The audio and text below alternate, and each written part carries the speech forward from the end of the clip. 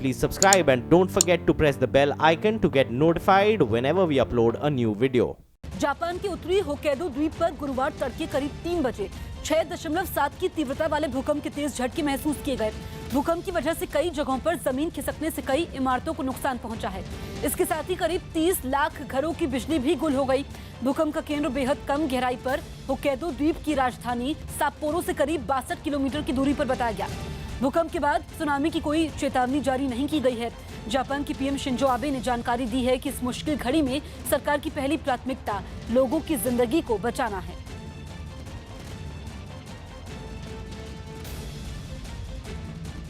UP के मुरादाबाद में कमर तक भरे पानी के बीच कुछ लोगों ने लकड़ी और ट्यूब से बनी एक नाव के सहारे राहगीरों को रास्ता पार करवाया।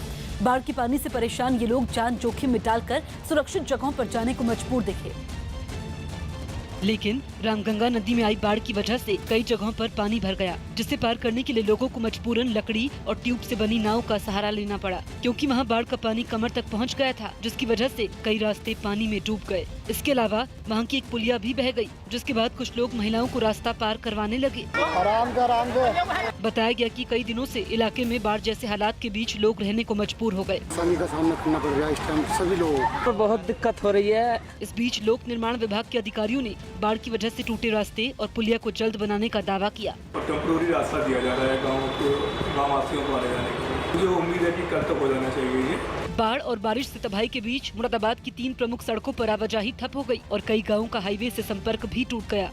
लखनऊ में कॉन्ट्रैक्ट टीचरों ने भत्ते की मांग को लेकर सिर मुंडवाया और भीख मांगकर प्रदर्शन किया। ये कॉन्ट्रैक्ट टीचर वहां माध्यमिक वित्त विहीन शिक्षक महासभा के बैनर तले इकट्ठा हुए और गांधी प्रतिमा के सामने प्रदर्शन करने लगे। प्रदर्शन के दौरान एक महिला टीचर ने अपना सिर मुंडवा लिया। सिर मुंडवा रही महिला टीचर के पास ही दूसरे टीचर हाथों में कटोरे लेकर खड़े नजर आए। कॉन्ट्रैक्ट टीचरों ने आरोप लगाया कि योगी सरकार ने उनका भत्ता रोक दिया, जिसकी वजह से उन्होंने शिक्षक दिवस को भिक्षक दिवस के रूप में मनाया। हमारा प्रदर्शन जारी रहेगा और भीख मांगेंगे और नहीं बात होती है तो हम आत्मदाह करेंगे। वहीं टीचरों के प्रदर्शन को देखते हुए वहां बड़ी तादाद में पुलिस को तैनात किया गया। टीचरों की नारेबाजी शुरू होते ही पुलिसकर्मी धरना देने वाली जगह पर पहुंचे और उन्हें खींचकर वहां से हटाने लगे। पुलिस की कार्रवाई से वहां अफरा तफरी मच गई। इसी बीच महिला पुलिस कर्मियों ने सिर मुंडवाने वाली टीचर को पकड़कर पुलिस की गाड़ी में बैठा दिया, जिसके बाद पुलिस की गाड़ी में बैठी महिला टीचर रोती नजर आई।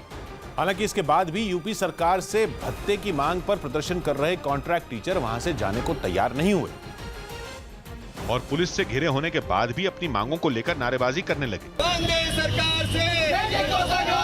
वहीं मुख्यमंत्री योगी आदित्यनाथ ने शिक्षक दिवस पर एक कार्यक्रम को संबोधित करने के दौरान प्रदर्शन करने वाले कॉन्ट्रैक्ट टीचरों पर तंज कसा। पिछले जन्म के उनके कर्म कुछ ऐसे होंगे कि उनको इस जन्म के लिए भगवान ने कहा कि जीवन भर धरना प्रदर्शन करते रहो, सिर मुड़वाते रहो।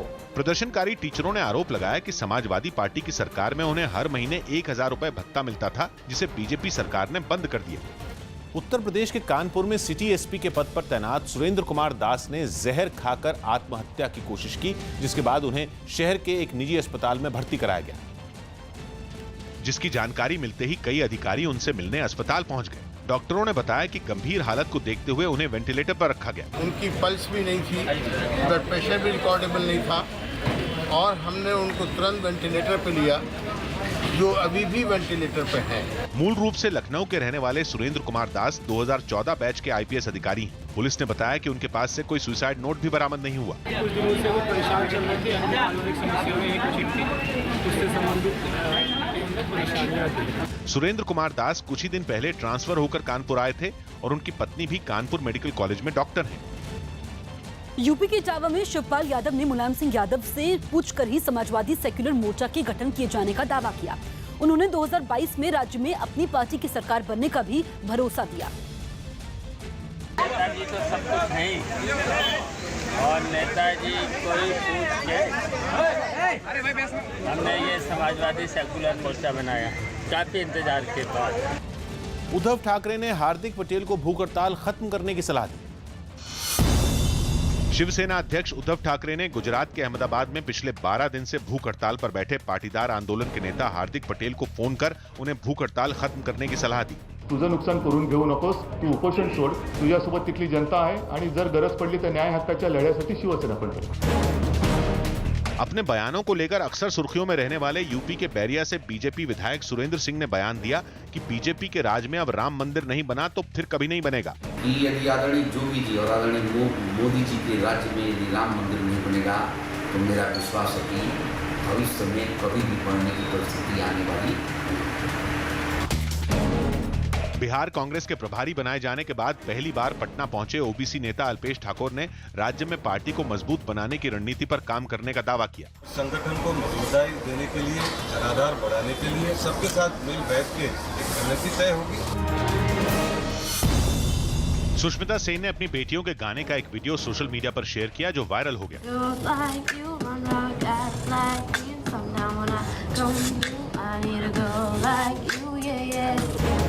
असम के शिवसागर की दिखोव नदी में गिरी एक कार को कुछ लोग रस्सियों के सहारे खींचकर बाहर निकालने लगे। ये कार शनिवार रात बेकाबू होकर नदी में गिर गई थी, जिसे ढूंढने के लिए 5 दिन तक अभियान चलाया गया, जिसमें नौसेना की मदद से कार को रस्सियों के सहारे खींचकर नदी से बाहर निकाला गया। इसके बाद कार का शीशा तोड़कर एक एक कर 5 शव निकाले गए। बताया गया कि शनिवार रात एक स्विफ्ट डिजायर कार बेकाबू होकर दिखोव नदी में गिर गई थी, जिसमें एक ही परिवार के 5 लोग सवार थे। हादसे की जानकारी मिलने पर तलाशी और बचाव अभियान में जुटे जवानों की मदद के लिए नौसेना की टीम भी अपने गोताखोरों के साथ 3 सितंबर को शिवसागर पहुंची। लेकिन काफी कोशिश के बाद भी कार का कोई पता नहीं लग पाया, जिसमें गुवाहाटी के एक व्यापारी समेत उनके परिवार के 5 लोग सवार थे। हालांकि आधुनिक तकनीक से लैस नौसेना और एनडीआरएफ की टीम ने हिम्मत नहीं हारी और शव सड़ने की गंध मिलने पर नदी में उतरे गोताखोरों ने पहले कार का बम्पर बरामद किया। इसके बाद करीब 25 फीट की गहराई पर कार को ढूंढ निकाला और करीब 100 घंटे की कड़ी मशक्कत के बाद कार बाहर निकाली जा सकी। इस हादसे में गुवाहाटी के व्यापारी हरेन बोरा, उनकी मां, पत्नी और 2 बेटियों की दर्दनाक मौत हो गई। मध्य प्रदेश कांग्रेस अध्यक्ष कमलनाथ के गौशाला बनवाने के वादे पर बीजेपी ने उनके खिलाफ मोर्चा खोल दिया। ये सियासी बवाल इसलिए खड़ा हुआ क्योंकि कमलनाथ ने राज्य में कांग्रेस की सरकार बनने पर हर पंचायत में गौशाला बनवाने का ऐलान कर दिया, जिसके बाद बीजेपी ने कमलनाथ के बयान को राजनीति से प्रेरित बताते हुए इसे चुनावी जुमला करार दिया। गांव में गोचर की भूमि नहीं बची है तो वहाँ गौशाला कैसे बनेगी? पर नए नए मुल्ला है, बात दे रहे हैं। बीजेपी ने कमलनाथ को घेरा तो कांग्रेस ने भी पलटवार करने में देर नहीं लगाई। गौशाला बनवाना कोई कट्टर हिंदूवाद नहीं है। गौशाला बनाना एक अलग चीज। गाय के नाम पे लोगों को मारना, लोगों को पीटना, लोगों पे पत्थरबाजी करना, लिंचिंग करना, इसके लिए लोग विरोध कर रहे हैं। सियासी बयानबाजी के बीच कांग्रेस ने भी गौशाला बनवाने के कमलनाथ के वादे को सोशल मीडिया पर तेजी से फैलाने का काम शुरू कर दिया। कर्नाटक के कारवाड़ तट के पास अरब सागर में एक नाव में अचानक आग लग गई, जिससे नाव चलाने वाले दल के एक सदस्य की मौत हो गई, जबकि 6 से ज्यादा लोग गंभीर रूप से झुलस गए। कारवार बंदरगाह से थोड़ी ही दूरी पर हुई इस घटना के बाद नौसेना ने वहां पहुंचकर नाव पर सवार मछुआरों की जान बचाई, उन्हें सुरक्षित जगह पर ले गए। बताया गया कि नाव पर बने किचन में धमाके के बाद आग लगी। जापान में एक पार्किंग में जल रही करीब 100 कारों पर जापान कोस्ट गार्ड की एक नाव पानी की बौछार करने लगी। इन कारों में तब आग लग गई थी जब जापान में जेबी तूफान आया, जिससे वहां के पश्चिमी इलाके में भारी तबाही हुई और 10 लोगों की मौत हो गई।